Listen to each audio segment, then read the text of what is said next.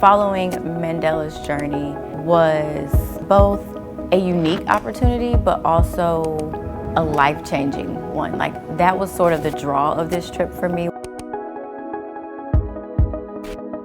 I think that if you were going to come to South Africa, I would certainly recommend going to Lily's Lake Farm. I think that that is such an incredible historical site in terms of how it affected South Africa, and I also think that the museum there just does an amazing job of pulling together all of Mr. Mandela's story and putting it into such an interesting and engaging experience.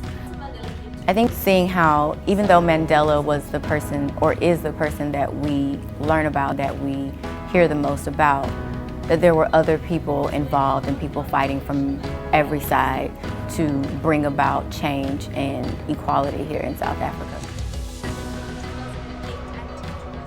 It was really cool to go to his house on Vilakazi Street and be able to see this very humble, modest home.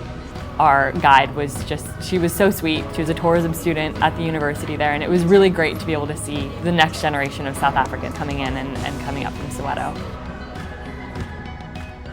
So after reading Long Walk to Freedom, it was a really great supplement to experiencing following Mandela's journey and seeing how he grew up, how he was raised. And one of my favorite moments is when we went to Kunu, sliding down the rocks where Mandela used to slide as a kid with his friends. That was really fun.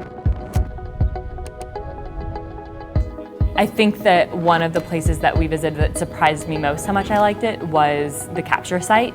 Marco Cianfanelli's sculpture is certainly one of those pieces that you see it in pictures and it looks kind of cool, and then you get there in person, it's like, wow, this is such an amazing piece of art. An amazing tribute to Mr. Mandela. I think visiting Robben Island prison was probably the most profound experience that I had, because our guide, Tom Moses, he spent 11 and a half years there.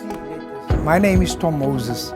I was sentenced on the 3rd of December 1976 to 12 years of imprisonment. He said at the end, part of being released was that they have to forgive their captors and forgive the system that put them there.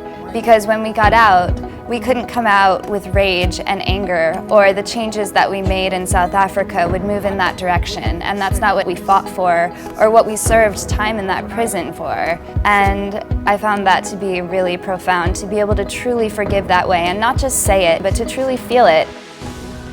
Being able to sort of like quite literally walk in the footsteps of one of the greatest men to ever live is not something that most people will ever get the opportunity to do.